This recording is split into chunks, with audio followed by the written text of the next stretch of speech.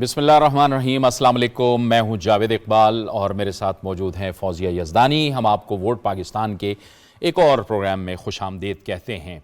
आज हम अपने इस प्रोग्राम में जिन हलकों के हवाले से बात करेंगे उसके हवाले से तफसील आपको बता दूं। कौमी असम्बली के हल्का नंबर 105 से NA 116 और पंजाब असम्बली की चूँकि हम बात कर रहे हैं, पंजाब असम्बली की PP 119 से PP 144। इसकी सियासत यहाँ पे क्या हो रहा है और क्या एक इंतखाबी मंजरनामा है, सियासी मंजरनामा है, इस पर हम बात करेंगे। इसमें जो इलाके आते हैं मैं उनको भी मेंशन कर दूं। टोबा टेक सिंह, झंग, ननकाना साहब और शेखुपुरा, ये वो इलाके हैं जो इसमें आते हैं। इन डिस्ट्रिक्ट्स के अंदर जो मर्द वोटर्स की तादाद है वो बता दूं मैं आपको। टोबा टेक सिंह 53.34% और यहाँ पे खवातीन वोटर्स 46.66%। झंग में 53.37% मर्द वोटर्स और खवातीन 46.63%। ननकाना साहब में मर्द वोटर्स का तनासुब 54.40% और खवातीन वोटर्स का तनासुब 45.60%। शेखुपुरा में 55.04% मर्द वोटर्स और खवातीन वोटर्स 44.96%। आज की जो ताज़ा खबर है उसमें इलेक्शन कमीशन ऑफ पाकिस्तान ने एक और नोटिफिकेशन जारी कर दिया है, जिसमें तमाम जो बल्दियाती इदारे हैं और कैंट बोर्ड्स हैं उनके तरक्याती जो फंड्स हैं उनको मुंजमद कर दिया गया है। इसमें सिंध, खैबर पख्तूनख्वा, बलूचिस्तान और तमाम cantt boards. Election commission of Pakistan ने अपने नोटिफिकेशन में कहा है कि जो सफाई और सैनिटेशन के काम हैं महज ये जारी रहेंगे। इसके साथ साथ नई स्कीम का कोई इजरा नहीं होगा और जो पहले से जो स्कीमें जारी हैं वो जारी रहेंगी। और ये सिर्फ इस वजह से ही किया गया है कि शफाफ इलेक्शन की तरफ हमें आगे बढ़ना है ताकि नए जो तरक्याती जो फंड्स हैं या तरक्याती स्कीमें हैं वो इलेक्शन पर असरअंदाज ना हों। और बिल्कुल ठीक जावेद, बिल्कुल दुरुस्त आपने फरमाया। वैसे भी जब इलेक्शन शेड्यूल अनाउंस हो जाता है तो कानूनी तौर पर तमाम तरक्याती कामों के ऊपर करीबन बैन लग जाता है कि नए तरक्याती काम शुरू नहीं होते। मगर इस दफ़ा थोड़ी सी अजीब सी सूरत हाल है क्योंकि हमारी दो सूबाई असम्बलियाँ पंजाब और KP, वो उनका टेन्योर जो है अबूरी हुकूमत का वो लंबा हो चुका है और इवन नेशनल गवर्नमेंट का भी।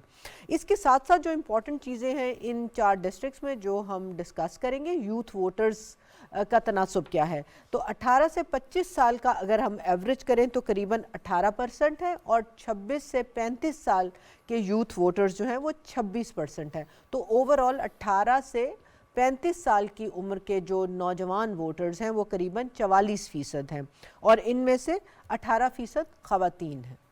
जी, और इससे पहले कि हम आगे बढ़ें और गुफ्तगू का आगाज़ करें, अपने पैनलिस्ट का तारुफ करवा दें। हमारे दाएं जाने मौजूद हैं सीनियर तज्ज़ियाकार जनाब प्रोफेसर ताहिर नईम मलिक। ताहिर नईम मलिक साहब, आपको खुशामदीद कहते हैं। हमें खुसूसी तौर पर ज्वाइन कर रहे हैं सीनियर सहाफ़ी और तज्ज़ियाकार जनाब मुज़म्मिल सोहरवर्दी। मुज़म्मिल साहब, आपको भी गुफ्तगू में बहुत खुशामदीद कहते हैं। मेरे बाएं जाने मौजूद हैं सीनियर सहाफ़ी तज्ज़ियाकार आमिर गौरी। आमिर गौरी साहब, आपको भी बहुत खुशामदीद कहते हैं। और हमारे अगले मेहमान लाहौर से तशरीफ़ लाए हैं, आप भी पाकिस्तान की सियासत पर गहरी नज़र रखते हैं, जनाब साबिर शाह। साबिर शाह साहब, आपको भी बहुत खुशामदीद कहते हैं। तो इससे पहले कि हम सिलसिला आगे बढ़ाएं, इलेक्शन कमीशन ने कुछ और हदायत भी जारी की हैं, उनका जिक्र कर लेते हैं। सबसे पहले ये कि इंतखाबात 2024 की कवरेज के लिए गैर मुल्की सहाफ़ियों को भी इजाज़तनामे जारी किए गए हैं। आपको मालूम है कि इंटरनेशनल और नेशनल इदारे और सहाफ़ी इलेक्शन के प्रोसेस को ऑब्जर्व कर सकते हैं, मगर उसके लिए इलेक्शन कमीशन ऑफ पाकिस्तान से प्रॉपर एक्रेडिटेशन रिक्वायरमेंट होती है। तो इस वक्त इलेक्शन कमीशन ने करीबन पहले मरहले में 13 ममालिक के 49 गैर मुल्की सहाफ़ियों को इलेक्शन कवरेज के लिए इजाज़तनामे जारी किए हैं, जिनमें चीन, जापान, अमेरिका, बरतानिया, Canada, Hong Kong, Serbia, Sweden, France, Germany, Australia, Thailand और सिंगापुर के सहाफ़ियों को इजाज़तनामे जारी किए हैं। गैर मुल्की मुबस्सरीन को भी, आपको याद होगा कि इलेक्शन शेड्यूल अनाउंस होने के साथ ही इलेक्शन कमीशन ऑफ पाकिस्तान ने मुल्की और गैर मुल्की मुबस्सरीन को ऑफ़र दी थी कि जो आकर इंतखाबात को कवर करना चाहें, ऑब्ज़र्व करना चाहें, वो आ सकते हैं। तो उनकी दरख्वास्तें जमा करवाने का आखिरी दिन था जनाब 20 जनवरी। इलेक्शन कमीशन ने 2 लाख एक्रेडिटेशन कार्ड छापे हैं और यूरोपियन यूनियन, कॉमनवेल्थ ममालिक के वफूद भी इलेक्शन कमीशन का मुशाहिदा करेंगे। तकरीबन 136 गैर मुल्की सहाफ़ियों ने कवरेज की करने की जो दरख्वास्त दी थी, उनमें से करीबन 49 को जो है वो पहले मरहले के लिए एक्रेडिटेशन जारी हो गई है। तो ये है जनाब सूरत हाल। ठीक है, और अब हम जी बहुत सारे जो साफ़ी हैं जिनकी भी दरख्वास्तें पड़ी हुई हैं उनका ताल्लुक इंडिया से, और जो सोलंकी साहब हैं उन्होंने कहा कि बावजूद कि ये प्रोसेस बंद हो चुका था, उन्होंने कहा वी आर स्टिल प्रोसेस और हम कोशिश करेंगे कि जब तक जितनी जल्दी वो पहुंच सकें। इंडियंस को मिलेगा कि नहीं मिलेगा, क्योंकि वो रेसिप्रोसिटी के इशू के ऊपर आपको अच्छा खासा टाइम जो है वो लेना पड़ता है, और भारत जो है वो हमारे सहाफ़ियों के साथ जब पहले दरख्वास्तें करते थे कोई अच्छा सलूक नहीं करता, लेकिन अगर फ़र्ज़ किया पाकिस्तान जो है इस दफ़ा अपनी पॉलिसी चेंज करता है तो that will be one step up. सारे गालिबन इंडियंस नहीं हैं, सारे इंडियंस जी हाँ। जो हमारा हाई कमीशन है न्यू दिल्ली में, इसमें वो सहाफ़ी भी हैं जो इंडिया में बेस्ड हैं, गैर मुल्की सहाफ़ी। सो नॉर्मली जब हमारे यहाँ या अफगानिस्तान में कोई इवेंट हो तो वो इंडिया से आते हैं। हाँ, वो वहाँ पे ब्यूरोज भी उनके होते हैं और सारे मूव कर दिए अफगानिस्तान के बाद, वहाँ से जो बड़े ब्रॉडकास्टर्स हैं उनके ब्यूरो ऑफिसर्स जो साउथ एशिया के हैं वो दिल्ली में बेस्ड हैं। ठीक है, ठीक है। अब ज़रा मैं चाहूँगा कि गुफ्तगू के लिए हम मज़ीद एक माहौल सेट करें, तो उसमें हमारे जो कोलीग हैं असद मेहदी सियाल, उन्होंने शेखुपुरा के हवाले से एक रिपोर्ट तैयार की है जिसमें वहाँ के जो अवाम हैं उनके मसाइल क्या हैं और वो उनकी क्या तवक्कुआत हैं इन इंतखाबात से। पहले हम आपको वो रिपोर्ट दिखाते हैं, तो उसके बाद हम फिर फ्लोर को ओपन करते हैं और गुफ्तगू का आगाज़ करते हैं। तो आइए आपको दिखाते हैं असद मेहदी सियाल की ये रिपोर्ट। हम इस वक्त मौजूद हैं जीटी रोड पर। ग्रैंड ट्रंक रोड यानी जीटी रोड को पाकिस्तान में तारीखी और जुग्राफियाई लिहाज से खासी अहमियत हासिल रही है। लाहौर के मज़ाफ़ात से शुरू होने वाली ये रोड गुजरांवाला, गुजरात, सियालकोट, वजीराबाद, जेहलम, खारियां, रावलपिंडी, अटक और टेक्सला को आपस में मिलाने वाली ये रोड वस्ती पंजाब और जनूबी पंजाब के लिए रीढ़ की हड्डी की हैसियत रखती है। दिलचस्प बात यह है कि जीटी रोड से मुल्का शहरों का सियासत का भी अपना एक अलग मिजाज है। यहाँ का वोटर 8 फरवरी को होने वाले इंतखाबात के हवाले से क्या सोच रहा है, उसका सियासी जमातों से क्या तवक्कुआत हैं और उसे किस तरह के खदशात लाहक हैं, आइए जानते हैं उन्हीं की ज़बानी। आने वाली हुकूमत यही है कि महंगाई ख़त्म करे, पहले तो रोज़गार निकले आवाम के लिए। रोज़गार बंद हुए हैं, कारोबार हुए पड़े हैं। कहीं भी जाए ना, जॉब के हवाले से इशू हैं और महंगाई और बाकी गांव में काफ़ी इश्यूज आते हैं। आज ही मैं कास्ट करूंगा ज़रूर इंशाल्लाह। सर हमारा तो यही तवक्कुआत है कि महंगाई ख़त्म करे, जो मुल्क के हालात है वो ठीक करवाए और कानून मुल्क में हो जाए। बस यही चाहते हैं कि महंगाई कम हो, बेरोज़गारी ख़त्म हो, कारोबार हों। ਜਿਹੜਾ ਆਵਾਮ ਵਾਸਤੇ ਸੋਚੇ, ਕੌਮ ਵਾਸਤੇ ਸੋਚੇ, ਉਹਨੂੰ ਵੋਟ ਦੇਣਾ और दूजे बंदे ਨੂੰ ਵੋਟ ਨਹੀਂ ਅਸੀਂ ਦੇਣਾ। वोट सर मेरा बनया और मैं पाना और मैं अपने मुल्क आवाज़ से पाना, पाकिस्तान वास्ते। ਮਨਸ਼ੂਰ ਜਿਹੜਾ ਇੰਪਲੀਮੈਂਟ ਜਿਹਦੇ ਉੱਤੇ ਅਮਲ ਕੀਤਾ ਜਾਏਗਾ, ਜਿਹੜਾ ਕੋਈ ਲੀਡਰ ਉਹਦੇ ਤੇ अमल करेगा, ਅਸੀਂ ज़रूर उस शख्स को वोट देंगे। हर मंशूर जो सामने आ रहा है तो वो हम देखेंगे कि वो मंशूर पाकिस्तान के हक़ में कौन सा है और इमाम के हक़ में कौन सा है, तो इंशाल्लाह हम वोट इसी को देंगे जो कि पाकिस्तान के हक़ में होगा।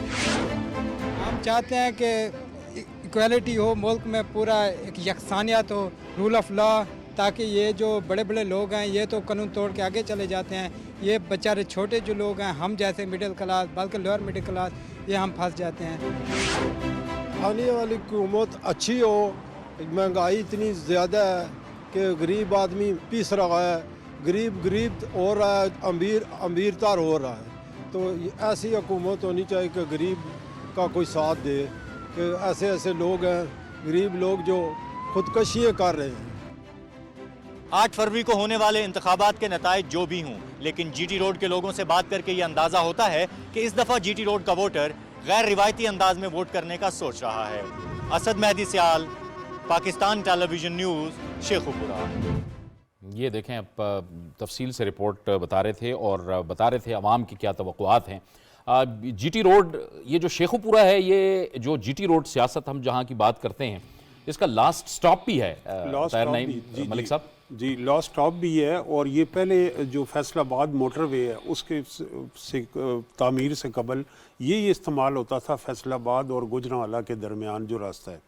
अब इसके ऊपर क्योंकि वो उस तरफ मोटरवे भी बन गई है और मोटरवे बनने से भी यहाँ पे बहुत सारी इकनॉमिक अपॉर्चुनिटीज़ आई हैं। और दूसरा जो सिग्निफिकेंट एस्पेक्ट यहाँ हुआ है ननकाना साहब में, तो वहाँ पाकिस्तान ने, जो हमारी रियासत ने, हुकूमत ने रिलीजियस टूरिज़म को प्रमोट करने के लिए बड़ा की। एक तो मोटरवे तक वो उसको लिंक बनाया, दूसरा सहूलियात की फराहमी।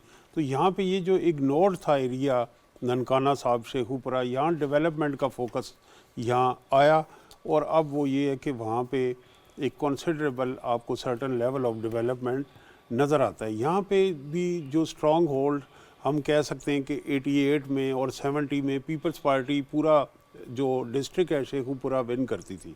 फिर ये ट्रेंड चेंज हुआ 90 से और अब यहाँ के जो स्टाल वार्ट हैं वो PMLN के अंदर वो की पोजीशन रखते हैं। राना तनवीर अगर देखें, उनके पिछले भाई राना अफजाल भी NA 113 और 114 से इलेक्शन लड़ते हैं। इस दफ़ा राना अफजाल की जगह नून लीग ने एक नया कैंडिडेट दिया है और मियाँ जावेद लतीफ़, जो कौमी सतह पे नए लोग जो पिछली सफ़ों में थे नून लीग के फ्रंट में आए हैं, उनका नाम हम भी मियाँ जावेद लतीफ़ में आता है। तो मियाँ जावेद लतीफ़ एक ऐसे कैंडिडेट हैं कि जो वो ये शेखुपुरा शहर की कॉन्स्टिट्यूंसी और यहाँ जमात इस्लामी का भी वोट बैंक रहा है। 90s में नज़ीर वर्क यहाँ IGI के टिकट से मुंतखब, जमात इस्लामी से उनका ताल्लुक़ था। मलिक मुश्ताक अवान पीपल्स पार्टी का एक बड़ा नाम था, वो फौत हो गए। तो यहाँ जावेद लतीफ़ साहब की जो कम्युनिटी है वो उनका वो ताजर पेशा ख़ुद भी है, उनकी फैमिली है और आड़त के कारोबार से भी मुंसलिक हैं। तो जो अंजमने आड़त की और ताजरों की वो उनको ओन करती हैं और उनके पास बरादरी वोट भी है शहर में। तो उनके मुकाबले में जो खुरम मंज हैं, उनके वालिद भी यहाँ MNA रहे हैं पीपल्स पार्टी के, बाद में उन पर एक मनशियात का केस हो गया था।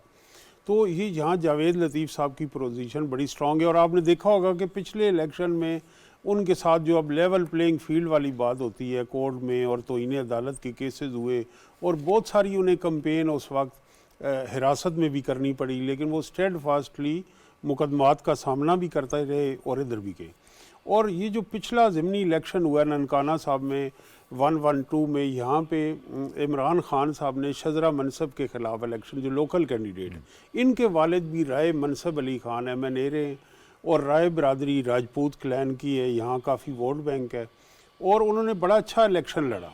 अगर आपके हल्के में एक नेशनल लेवल का जिस तरह मियाँ नवाज़ शरीफ मानसेरा से इलेक्शन लड़ रहे, तो वो एक लोकल कैंडिडेट के लिए बहुत बड़ा इशू हो जाता है। मोहतरमा बेनज़ीर भुट्टो पेशावर से लड़े, हाजी गुलाम अहमद बिलोर हमेशा बात करते रहे कि आप फिर उनको कहाँ ढूंढेंगे या कहाँ जाएंगे आप जी। लेकिन ये डॉक्टर शजरा मनसब ने जो इलेक्शन जो उन्होंने वोट लिए, बड़े थिन मार्जिन से इमरान खान वहाँ जीते थे और ये एक ऐसी कैंडिडेट हैं जिसको मैं समझ रहा हूँ कि नून लीग ने ज़ाया किए। इस तरह ज़ाया किया है कि UK से इंग्लिश लिटरेचर में PhD, तो आप इसको मैं समझता हूँ कि क्वालिफाई करती थी कि कैबिनेट में जाएं। एक इनका उस रिमोट एरिया और शेखुपुरा एक ऐसा इलाका है जहाँ लॉ एंड ऑर्डर के हवाले से हमेशा से मुश्किलात रही। वहाँ एक औरत का रूरल इलाके में आना और फिर इतना उसके पास हायर एजुकेशन का होना, इनको फ्रंट रो में होना चाहिए था सायरा अफजल तारड़ की तरह, मरियम औरंगज़ेब गो वो मखसूस नशिस्तों पे आई उस तरह, लेकिन सम आओ इनको पार्टी के अंदर वो स्पेस हमें नहीं मिली। इनके मुकाबले में जो एक साबिक ऑफिसर हैं बहुत, वो ब्रिगेडियर रिटायर्ड एजाज शाह जो जनरल मुशर्रफ के वक्त फेम में आए, उन्होंने कई इलेक्शन कॉन्टेस्ट किए और पिछले इलेक्शन में वो यहाँ से मुंतखब भी हुए, वज़ीर दाखिला रहे और वज़ीर दाखिला होने की हैसियत से उन्होंने बहुत सारे तरक्याती काम कराए। लेकिन उनका डिसएडवांटेज ये है कि उनका बरादरी का वोट बैंक वहाँ नहीं है और उनके पास वहाँ धड़ा भी इफ़ेक्टिवली नहीं है। तो मैं समझता हूँ कि यहाँ नून लीग कंफर्टेबल पोजीशन में है और जो शहर की नशिस्त है उसके अंदर एक टफ़ कैंडिडेट PTI का हमायत याफ्ता खुरम शहजाद हैं। खुरम शहजाद वकला सियासत में बड़े पेश पंजाब बार कौंसिल के भी वो मेंबर रहे और प्रोविंशियल लॉ मिनिस्टर भी पिछली कैबिनेट में रहे। ये MPA मुंतखब हुए थे और इस वक्त ये इस इलेक्शन में भी ये वहाँ आ रहे हैं। तो इस तरह की चीज़ें और शहर के अंदर जमात इस्लामी का भी वोट बैंक है। एक नया फैक्टर जो मैं देख रहा हूँ कि इन तमाम हलकों में ननकाना साहब में और शेखुपुरा में यहाँ पे TLP के भी कैंडिडेट्स हैं और उनकी अच्छी, आपको याद होगा कि उनकी जो मोबिलाइजेशन थी वो भी जीटी रोड पे थी, यानी लाहौर से लेके और इस्लामाबाद फैज़ाबाद तक, अब एक फैज़ाबाद मशहूर हो गया, लेकिन जीटी रोड पे उनके जो मार्च हुए वो उसके ज़रिए उन्होंने, जिस तरह हमने 90s में देखा कि ताहिरुल कादरी साहब ने मोबिलाइजेशन की, तो टीएलपी की जो डिजिटल स्पेस से हट के ग्राउंड पे मोबिलेशन हुई है, मोबिलाइजेशन हुई है, आप लाहौर के तरफ जाते हैं, वो गुजरांवाला में, गुजरात में और इन अजला में, जिसको वो इलेक्शन में कैश कराएंगे। और भी बड़े नाम आते हैं जिसमें देखिए, एक राना तनवीर है, हाँ, राना तनवीर साहब, और राना तनवीर साहब ने जो ज़िमनी इंतखाबात 20 कौमी सूबाई असम्बली के हुए थे, जिसमें से 17 PMLN हारी थी, इन्होंने अपनी सीट, वो शरकपुरी साहब वाली जो सीट थी वो रिटेन की थी, और इनके नीचे वो MPA की सीट थी, और इन्होंने वो उस वक़्त भी उस हालात में भी वो अपने नीचे जो MPA था वो निकाल लिया था। हालांकि एक फ़्रेश कैंडिडेट को लाए थे जिसने कोई 10-12 साल से इलेक्शन नहीं लड़ा था। तो राना तनवीर का अपना हल्का और अपनी कॉन्स्टिट्यूंसी बहुत मजबूत समझी जाती है, वो 18 में भी नहीं आ रहे, पीछे भी नहीं आ रहे। और वो बरजीस ताहिर हैं, बरजीस ताहिर 7 दफ़ा कंसेक्यूटिव जीते हैं और अभी तक नहीं हारे, मतलब 2002 से भी में भी नहीं हारे और 2000 में भी नहीं हारे, और उनके बाद वो अनडिफीटेबल हैं अभी तक बरजीस ताहिर, जो ननकाना से ही हैं और PMLN के कैंडिडेट। और इस बार उनका कॉन्टेस्ट बहुत अच्छा हो जाना था। वहाँ PTI के कैंडिडेट थे तारिक बाजवा, जो पहले PMLN में थे, जिनको जो पहले टिकटें दी गई तो उनमें दी गई, लेकिन उन्होंने इलेक्शन ना लड़ने का फ़ैसला किया। तो मेरे ख़्याल में उससे बरजीस को बहुत फ़ायदा हो गया कि उनके मुकाबले पे कोई इतना मजबूत कैंडिडेट नहीं रहा। और दूसरा, जो शिजरा की जो बात इन्होंने की कि उन्होंने इमरान खान को जो टफेस्ट फाइट्स मिली पंजाब में, उनमें शिजरा ने उनको टफ़ फाइट दिया, और वो 2,500-3 हज़ार वोट्स के फ़र्क से ही। उसमें ये भी है कि गवर्नमेंट भी का बहुत सपोर्ट थी इमरान को, और मतलब उन्होंने आबद शेर अली से भी ज़्यादा वोट लिए और ज़्यादा वोट लिए शिजरा। और शिजरा का भी पोजीशन कही जा रही है कि बहुत मजबूत कही जा रही है। तो इसलिए मुझे लगता है कि ये ननकाना और शेखुपुरे की जो ये 5 सीटें हैं, इनमें मेजॉरिटी सीट्स में तो इस वक्त PMLN मुझे 4 के करीब ज़्यादा लगता है कि 5 नहीं तो 4 तो ज़रूर PMLN निकाल लेगी। और इसलिए कि ये बिल्कुल सेंट्रल पंजाब है, और जैसे उन्होंने कहा GT रोड है, और मैं आज आया भी आपके पास GT रोड से हूँ। हाँ जी, बिल्कुल पूरा, क्योंकि मोटरवे बंद थी, मोटरवे पे फोक थी जाहिर है, ठीक है ना। ये बात ताहिर साहब की ठीक है कि अगर आप GT रोड पे आज सफ़र करें आमिर गौरी साहब और फौजिया, तो आपको अगर PMLN के मुकाबले पे कोई पार्टी, अगर मुझे लगता है ज़्यादा इलेक्शन लड़ी है, तो वो TLP है। बैनर्स, पोस्टर्स, एक्टिविटी पे, प्रेजेंस पे GT रोड के ऊपर आपको क्रेन ज़्यादा नज़र आएगा निशान PMLN के साथ साथ। अब वो वोट बैंक में कितना ट्रांसफॉर्म होगा मैं वो बात नहीं कर रहा, लेकिन क्योंकि साद रिजवी साहब को इतने एक्टिव नहीं हमें नज़र आ रहे, उनकी कोई उतनी बड़ी पॉलिटिकल एक्टिविटी हमें नहीं नज़र आ रही, लेकिन कैंडिडेट की एक्टिविटी ज़रूर नज़र आ रही। लेकिन ओवरऑल मुझे लगता है कि ननकाना और शेखुपुरा को मुस्लिम लीग नून के लिए इतने मुश्किल नहीं होने चाहिए जीतने, क्योंकि वो 18 में भी जीत लेते थे, 2002 में भी जीत लेते थे, तो वो इतने मुश्किल मुझे लगता है नहीं। हाँ, लेकिन जावेद लतीफ़ साहब के नीचे जो MPA था, वो जब राना तनवीर ने अपनी MPA की सीट जीती, तो जावेद लतीफ़ के नीचे जो MPA था वो नहीं जीत सके थे, इसलिए क्वेश्चन मार्क जरूर है। Let's take the discussion to Aamir. Aamir, मेरा क्वेश्चन भी ले लें, फिर आप इधर इन दोनों की बातों को उसमें ऐड करें। एक बात ये है कि मुझे एक चीज़ रही, कंफर्ट, और हम शुरू से इतने प्रोग्राम्स में ये बात करते रहे हैं कि एक पॉलिटिकल पार्टी i.e. मुस्लिम लीग नून, ऐसा लग रहा है, अमूमी तासुर सा है कि शायद वो बहुत कंफर्टेबल हैं, जिसकी X नंबर वजूहात हो सकती हैं, आप और साबिर साहब उस पर रोशनी डालेंगे। मगर वॉक्स पॉप जो पैकेज रादर जो हमने देखा शुरू में, पहली दफ़ा आपने देखा कि हमने वर्ड मंशूर सुना। अभी तक हमने जितने वॉक्स पॉप किए, लोगों से बातें, पैकेजेस, मंशूर का वर्ड नहीं आया। और हम शुरू से कह रहे हैं कि क्या अवामी मसाइल और मंशूर एक वेव लेंथ पे होंगे, और दूसरी तरफ मंशूर जो है उसको कोई इंपॉर्टेंस ही नहीं चाहिए। अभी तक PMLN का मंशूर नहीं, हमें सुनने में आ रहा है कि शायद 27 तारीख को वो लॉन्च करें।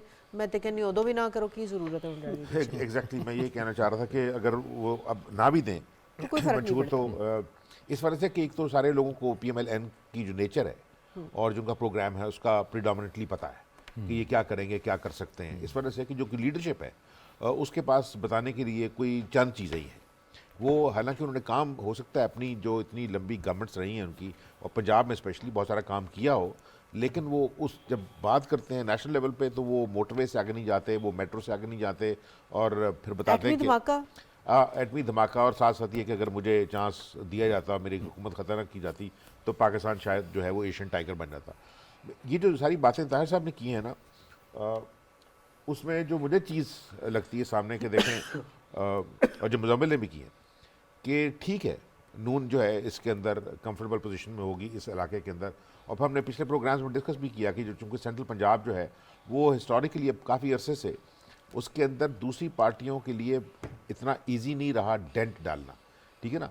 इस वजह से भी कि अगर फ़र्ज़ किया जो इस इलाके के बड़ी फैमिलीज़ हैं, चाहे वो बरादरी को देखती हैं या धड़े को देखती हैं, उनको ये पता है कि प्रीडोमिनेंट फैमिली कौन सी है। जिस तरह अपना एक प्रोग्राम में जैगम ने भी कहा था कि देखें तीनों जो पॉलिटिकल लीडर पाकिस्तान के बड़े, वो लीडर उस वक्त बने जिस वक्त उनकी एस्टैब्लिशमेंट के साथ सींग फंसे हैं, वो चाहे जुल्फ़िकार भुट्टो हो, चाहे नवाज शरीफ हो, चाहे इमरान खान हो, ठीक है ना। तो इमरान खान तो आप ये समझ लें कि he was the latest kid on the block. उनकी एक हुकूमत बनी है, पूरी नहीं कर सके, वो क्या करेंगे उसके बाद, एज फैक्टर जो है वो कहाँ प्ले करेगा, इसलिए कि हमने कहा था कि ज़ैड भुट्टो जो हैं he was 51 when he was hanged. Nawaz Sharif was in his 40s when he became the prime minister, and similarly Benazir Bhutto young थी। ये फ़ायदा जो है इमरान खान को नहीं मिला। लोग कहते हैं कि वो जिस वक्त अगर फ़र्ज़ किया जब भी अपने केसेस भुगत के बाहर आए, जो चीज़ मुझे बग करती है ना फौजिया, वो ये है कि देखें ये जो पाकिस्तान की बड़ी पॉलिटिकल पार्टीज़ हैं, क्या वजूहात हैं कि उन्होंने छोटी पॉलिटिकल पार्टी जो एग्जिस्ट नहीं करती थी उनके लिए मार्जिन इतना खुला छोड़ा है कि वो पॉलिटिकल फोर्सेस बनने की तरफ जो है वो गामजन है, जिसके अंदर टीएलपी का जैसा जिक्र कर रहे हैं जैसा मुजम्मिल, कि अगर उनके पास इतना पैसा है, और पैसा कहाँ से आता है आपको पता है कि सारी पॉलिटिकल पार्टीज़ जो हैं ये अमीर लोगों की पॉलिटिकल पार्टीज़ नहीं है, ये ज़्यादातर चंदे पे चल रही हैं। और चंदा किसका है? चंदा जो है वो आप ये समझिए जो दुकानदार हैं, जो लोअर लेवल के आप समझिए मार्केट्स हैं, उसके अंदर जो डब्बे पड़े हुए, आप आज भी पाकिस्तान के शहरों में बड़े छोटे में चले जाएँ तो वो जो गरीब आदमी है, और आप ये समझिए कि उसको बड़ा कारोबारी नहीं कहा जा सकता, वो इनको फंड करता है। सवाल ये है कि पॉलिटिकल पार्टीज़ जो हैं वो गेन करती हैं गवर्नमेंट और हुकूमत चलाती हैं, लेकिन इसके बावजूद ये जो आज जिस को आप जिक्र कर रहे हैं, शेखुपुरा जो है, जिस तरह ताहिर साहब ने भी कहा, ये बहुत से लोगों का ख्याल ही कि it is you know sort of crime capital of Punjab, ठीक है ना। इस इलाके के अंदर जो लॉ एंड ऑर्डर का इशू है, मतलब इस तरह बेपनाह वाक़यात हम अखबारों में लिखते रहे, पढ़ते रहे कि शहर के बाहर जो है वो डाके पड़ते थे, बसें लूटती थी, ट्रक लूटते थे, गाड़ियाँ लूटती थी, और उसके बाद पता लगता था गाड़ियाँ जो हैं वो थाने में ही खड़ी होती थी जिस वक्त लोग वहाँ पहुँचते थे। जंग जो है 1982 के बाद से, जिस वक्त सिपाही साहबा को इजाज़त दी गई एक मतलब रिलीजियस कैरेक्टर को, और जिस तरह उसने अपना असर नफूज जो है वो पहले साउथवर्ड पहुंचाया है, मतलब लिया बकर की तरफ तक वो चला गया, ठीक है ना, आहिस्ता आहिस्ता फैलता फैलता वो पूरे पंजाब के अंदर। तो ये जो बड़ी पॉलिटिकल पार्टीज़ हैं, जिस वक्त ये बात कर रही होती तरक्की की, तो ये किस तरह मतलब पॉसिबल है कि ये लोग इतना बड़ा जो है मार्जिन खुला छोड़ दें मैदान इस तरह की पॉलिटिकल पार्टीज़ के लिए, जो वोट तोड़ने की एबिलिटी रखती हैं, जीतने की सकत उसमें उतनी नहीं होती, ठीक है ना। और वो करती क्या है, वोट तोड़ के जो बड़ी पॉलिटिकल पार्टीज़ हैं उनकी जो आप ये समझिए कि अवाम के अंदर जो पॉलिटिकल सिस्टम के अंदर जो रूट्स हैं ना, उसको बहरहाल थ्रेटन करती हैं। और जिस तरह हमने देखा कि जब फैज़ाबाद का धरना हुआ है, वो पाकिस्तान की पॉलिटिकल हिस्ट्री में, पाकिस्तान की जुडिशल हिस्ट्री में इट बिकेम ए माइलस्टोन। लेकिन हमें पता है कि कौन सी वजूहात हैं जिनकी वजह से वो फैज़ाबाद से आगे नहीं आते। इस वजह से कि आगे तो इस्लामाबाद शुरू हो जाता है ना, तो अगर फ़र्ज़ किया इस तरह के जो लश्कर आते हैं, ठीक है ना, अगर वो इस्लामाबाद के अंदर आने की इजाज़त दे दी जाए, तो फिर जो पाकिस्तान के बारे में बाहर बैठे हुए लोग हैं, जो नज़र भी रखते हैं और सोचते भी हैं कि पाकिस्तान किधर जा रहा है, अहले हदीस और देवबंदी जो हैं, जिन्होंने यानी केपी के अंदर जो रोल अदा किया था कश्मीर के अंदर, वो ये बरेलवी नहीं करते थे। तो जो बरेलवियों की जो वेपनाइजेशन है ना, पॉलिटिकल वेपनाइजेशन, ये आपने जो सवाल उठाया आमिर गौरी साहब के बड़ी सियासी जमातें अच्छा बड़ी सियासी जमातें जो हैं ऐसा क्या करती हैं कि वो एक खिला बन जाता है उन जमातों के लिए, जो कि फिर उन्हीं जमातों की जड़ों को खोखला करती हैं, या फिर उनका वोट बैंक टारगेट करती हैं, या फिर एक ऐसा माहौल बन जाता है कि जिसमें सियासी जमात अपना वजूद बनाती है। ये क्या वो हालात होते हैं, ये अब पूछेंगे साबिर शाह साहब से भी, और मुजम्मिल साहब भी ऐड करेंगे उसमें। लेकिन एक ब्रेक का वक्त हो गया है, ब्रेक लेंगे, ब्रेक के बाद गुफ्तगू को आगे बढ़ाएंगे।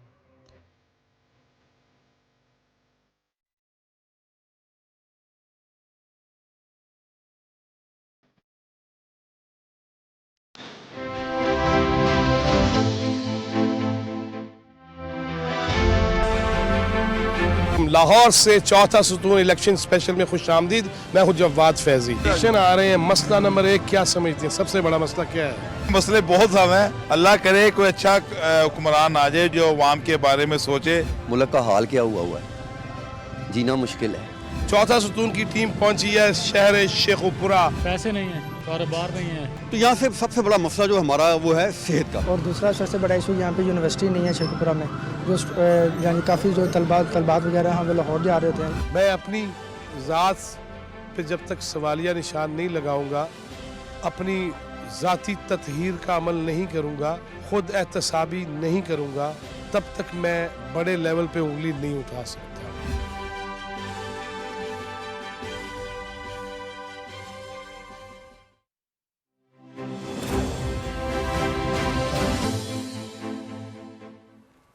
वोट पाकिस्तान में खुश आमदीद। हम जनाब बड़ी इंटरेस्टिंग से डिस्कशन कर रहे थे और डिस्कशन को हम साबिर साहब की तरफ लेकर जाना चाहते हैं। साबिर साहब, आपने ये सारी गुफ्तगू सुनी। सियासतदान तो बड़े, मेरे हिसाब से एक पॉलिटिकल साइंटिस्ट हूँ अगर मैं, तो मैं कहती हूँ कि सियासतदान तो बड़ा मजबूत होता है, आगे देखता है, पूरा चेक बोर्ड उसके सामने होता है। तो फिर हम क्यों देखते हैं कि हमारे सियासतदान अपनी जगह छोड़ देते हैं, अपनी जगह छोड़ते हैं।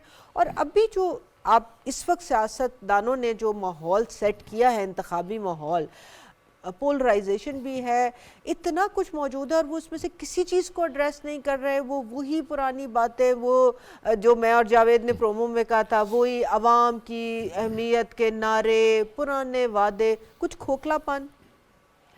मैम बात ये है कि पॉलिटिकल पार्टीज़ का आप देखें रेवेन्यू क्या है, चंदे, लॉबिंग का पैसा, ठीक, और सेल ऑफ टिकट्स। ओके। मंशूर क्या है? मुस्लिम लीग नून का मंशूर है इंफ्रास्ट्रक्चर डेवलपमेंट। अब कहने वाले ये कहते हैं कि इंफ्रास्ट्रक्चर डेवलपमेंट क्या होती है? Development is the biggest source of corruption. इल्जामात भी लगे। Well, it can go both ways. You see, I'm going to talk in pointers. बहुत सारा मटेरियल इकट्ठा हो गया। आप कीजिए बात। इमरान खान के पास एक नए आइडियाज़ थे, इसको इम्प्लीमेंट नहीं कर सके। He has got no heir apparents.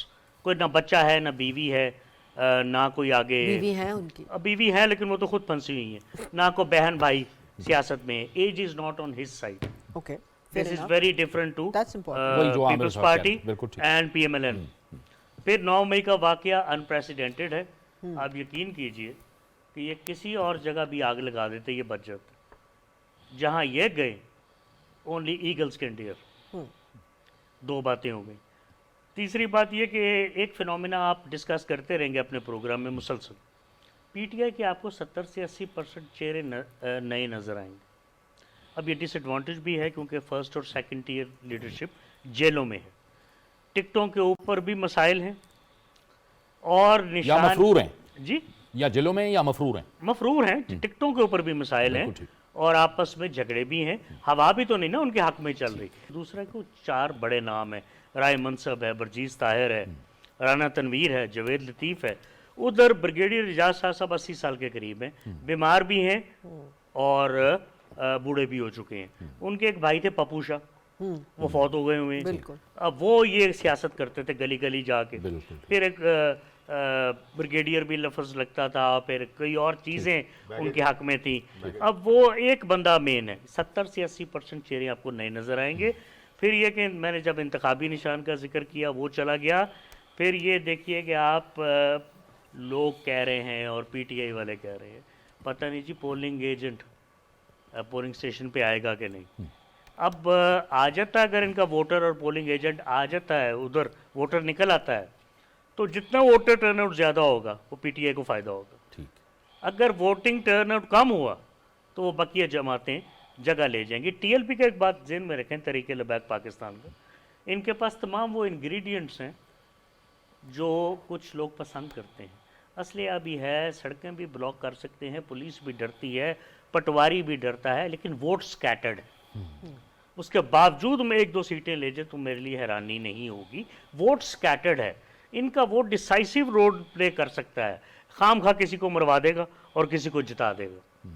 अब देखिए इनका कोई इलाहाक तो नहीं होता किसी के साथ, तो ये सियासत है। मेरा ख्याल है जी कि अगर तो हवा चलती रही इसी तरह, PMLN कंफर्टेबल। हाँ, अगर कोई सरप्राइजेज आ जाते हैं तो मैं कुछ कह नहीं सकता। And I am telling you, इस पे बहस भी हो रही होगी, क्योंकि अब गैर मुल्की मुबसरीन को वीज़े भी आपने दे दिए हैं। बहुत अच्छा किया मुर्तज़ा सोलंकी साहब ने, क्योंकि इलेक्शन पे इनका जो निशान गया है उस पर बातें तो शुरू हो गई। सोशल मीडिया प्रोपेगेंडा बहुत मजबूत है PTI जी, बिल्कुल वायरलिटी के मास्टर हैं, लेकिन इसको टॉप पे ले गए हैं PTI वाले।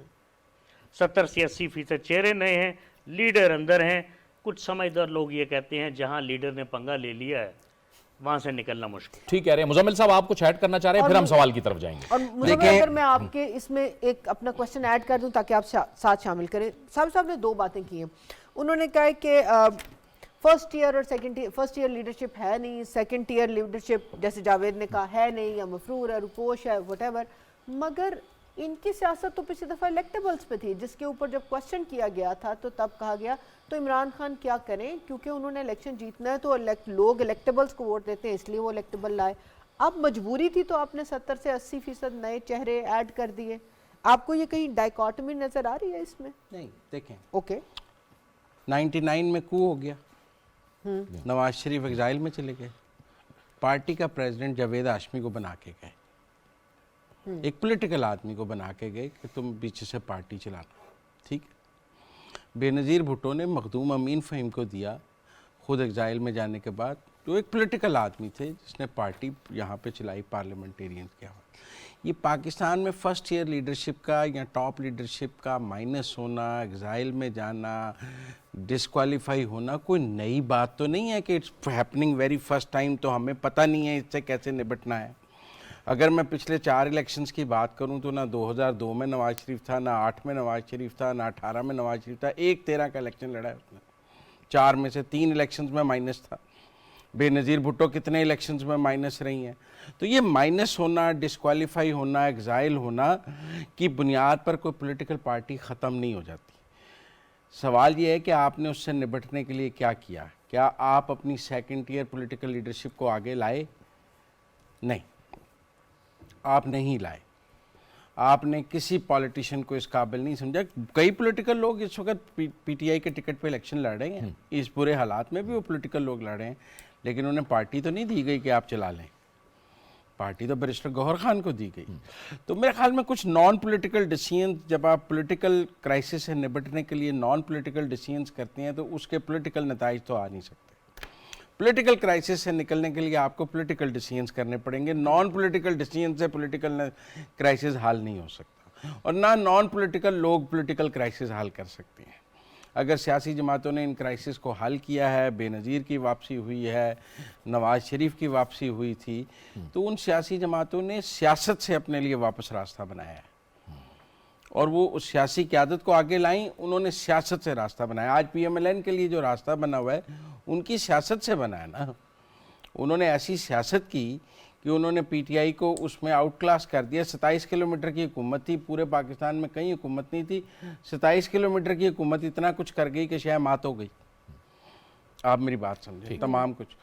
अब सूरत हाल ये है कि आमिर गौहरी साहब ने कहा कि PMLN के पास ना इंफ्रास्ट्रक्चर के अलावा कुछ नहीं है। मैं पिछले 4 इलेक्शन देखे ना, 2008 मैंने कहा है, उसकी बात नहीं होती। नहीं, वो मंशूर आ रहा है ना 3 दिन में, तो आप सारी गुफ्तगू बदल जानी है। मसलन मैंने कुछ उसके हिस्से कहीं से चोरी किए हैं। अच्छा, ठीक है ना, साफी है ना, खबर आपने निकाल ली है, खबर आपने पढ़ी है। मसलन वो कहते हैं कि president will not be a part of the parliament.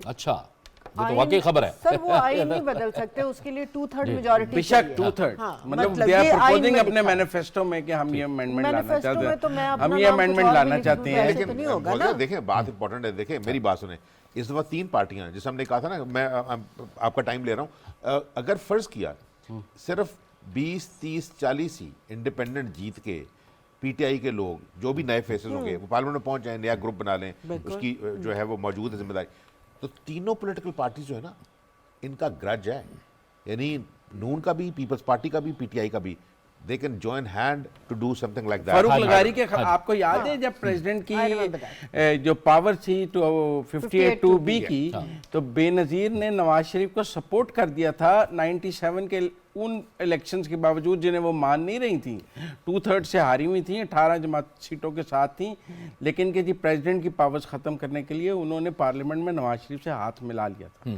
तो एक तो प्रेसिडेंट वो अमेंडमेंट प्रपोज करें, चोरी छोरा मटीरियल में और बताएं क्या? अच्छा हाँ वो मैं ये कह रहा हूं, अच्छा वो आप बताएं फिर शाह साहब। एक अमेंडमेंट वो कर रहे हैं कि after the dissolution of local government 90 days में इलेक्शन मैंडेटरी हैं, जैसे प्रोविंशियल और नेशनल असेंबली के लोकल बॉडीज के लिए, लोकल बॉडी बेहतरीन, ठीक है ना, कि जी कहीं भी लोकल बॉडी अगर ख़त्म होगी तो 90 दिन में इंतखाब होना लाजमी होगा। इसकी कॉन्स्टिट्यूशनल अमेंडमेंट प्रपोज की जा रही है। और मेरे ख्याल में इस पर जो छोटे सूबों की जमातें हैं जिन्हें आप कह रहे हैं, वो फ़ौरन साथ आ जाएंगी, क्योंकि उनका लोकल गवर्नमेंट स्टेक ज़्यादा है।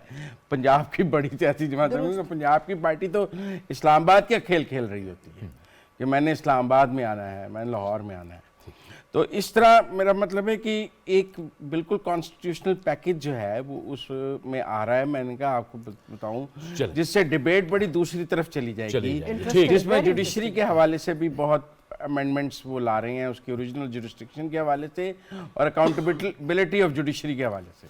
अच्छा 63A पे भी वो चाहते हैं कि that needs to be clarified, वो भी आ रहा है। तो मेरा मतलब है कि चीजें आ रही हैं, वोटर उसको देख के वोट डालें। चलें अब हम ऐसा करते हैं, अपने सवालात को हम होल्ड करते हैं। आप चूंकि कुछ कहना चाह रहे हैं, आप भी कहना चाह रहे हैं, तो क्विक आप बताइएगा। बिल्कुल ब्रेक पे जाएं। जी। अब ये एक कॉमन जो चीज मंशूर में आ रही है ना जी, वो ये कि 300 यूनिट फ्री देंगे। नहीं, ये कॉमन नहीं आ रही। को 200 कह रहा है, को 300 नहीं, वो एक भी नहीं कह रहे। नहीं कह रहे, नहीं कह रहे। मैंने हमजा को सुना, मरियम को सुना। हमजा ने ये कहा फ्री नहीं, हमजा ने ये एक पैकेज दिया था जब वो चीफ मिनिस्टर था कि जिनका 100 यूनिट तक बिल है वो बिल पंजाब गवर्नमेंट पे करे। आप मेरी बात समझे, सूबाई हुकूमत अपने पैसों से दे। फ्री हो गई नहीं, मैं ये कहना चाह रहा हूँ नहीं हो सकता ये, वो अमल नहीं है, मंशूर में नहीं है, काबिल अमल इसलिए नहीं है, मंशूर में बातें कर रहे हैं वो फ्री दे देंगे या हुकूमत देगी तो फ्री हो गया। बिल्कुल 30 लाख घरों को ये 300 यूनिट फ्री दे दे तो 30 करोड़ यूनिट है आपके पास सवाल फ्री देने के लिए। चले 3 लाख घरों को दे दे, 3 करोड़ यूनिट है आपके पास। एक तो ये मंशूर है जो मेरा ख्याल है टोटल बेसलेस है सभी का, जो भी बोल सबका। दूसरी गुजारिश ये करना चाह रहा हूँ, ये भी पॉइंट मिस ना हो जाए कि पीटीआई चमकनी में जाके इलेक्शन करवा रही है, छापा मारेगी पुलिस, तो लॉयर्स ने करवाए ना इनको, वो अभी तक नहीं पकड़े। तो शहर में करा लेते फिर भी ना पकड़े जाते। भाई आपके पीछे सब ये पुलिस लगी हुई और आपको तो चाहिए बड़ी एहतियात करनी।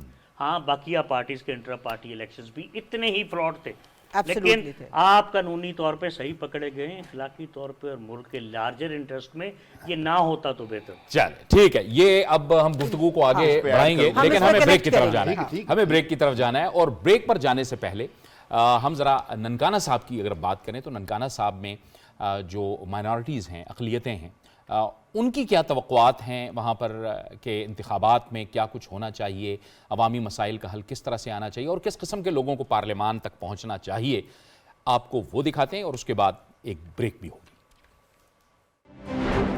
पाकिस्तान एक जमहूरी मुल्क है, वोट जमहूरियत का हुस्न है, वोट की बहुत अहमियत है, वोट एक वो ताकत है, अगर हम सबको उसकी अहमियत का पता चल जाए ना तो हालात ये जो हम सोचते हैं कि सालों में बदलेंगे, ये दिनों में बदल सकते हैं। मसीही बरादरी के लिए ये मैं कहना चाहूँगा कि पूरी कौम जो है वो घर से निकले और अपना जो वोट है वो कास्ट करे, क्योंकि ये वोट ही है जो कल के उनके बच्चों की एजुकेशन, उनकी हेल्थ और सारी चीज़ों के लिए फ्यूचर का बायस बनेगा। ये हमारा वही वोट हक है जो हमें अदा करना चाहिए। ख़वातीन को ख़ुसूसी तौर पे वोट अपना इस्तेमाल करना चाहिए, लेकिन हुक्मरान वो लेके आएँ जो आवाम के मसाइल आने वाले वक्त में हल करें और जो अच्छे तरीके से सबको साथ लेकर मुल्क की तरक्की के लिए काम कर सकें। हमारी गुजारिश है कि तमाम लोग जो गुजर जाओ घरों से निकलें और अपना वोट कास्ट करें, अपने पसंदीदा लीडर को वोट कास्ट करें ताकि जमहूरियत आए और पाकिस्तान तरक्की करे। महंगाई है अभी आजकल तो लोग पीछे महंगाई में, अगर ये इलेक्शन होती है तो इंशाल्लाह उम्मीद है कि हालात बेहतर हो जाएंगे।